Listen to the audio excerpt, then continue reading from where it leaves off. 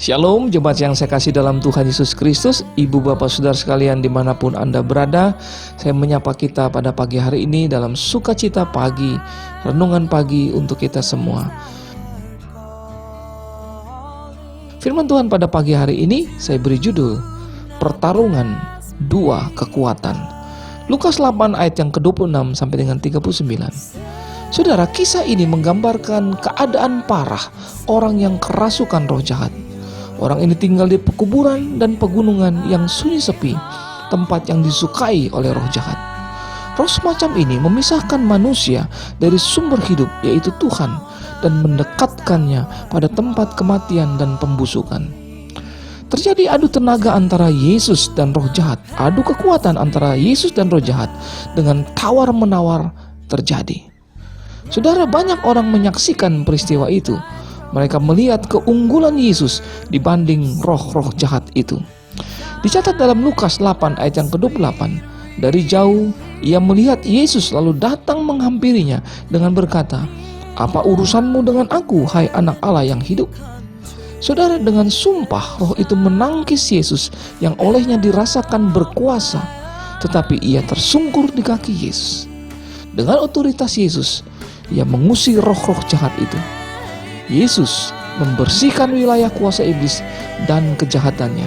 Di tempat itu, Tuhan Yesus tidak memberitakan Injil, dan memang rupanya ia tidak diterima dengan baik di sana.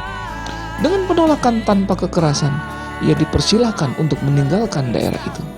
Namun demikian, ia sudah mengutus seorang misionaris pertama, tidak hanya memberitakan belas kasihan Allah, tetapi ia juga memberitakan Yesus yang berkuasa mengusir roh-roh jahat yang membelenggu daerah kafir itu. Siapa dia? Dialah orang yang disembuhkan itu. Dengan jalan itu, kisah ini menjadi legitimasi historis bagi misi Kristen di wilayah bangsa yang tidak mengenal Allah.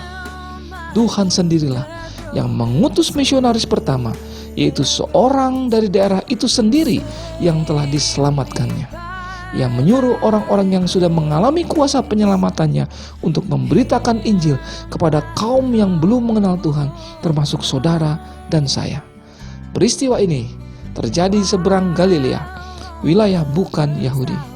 Ia keluar dari wilayah Yahudi untuk berbuat sesuatu kepada orang bukan Yahudi. Peristiwa ini menjadi peristiwa teladan. Lebih daripada memperhatikan babi-babi yang ribuan jumlahnya, kisah ini lebih fokus pada orang yang diselamatkan, orang yang sudah dipulihkan, segera diutus untuk memberitakan apa yang dikerjakan oleh Allah.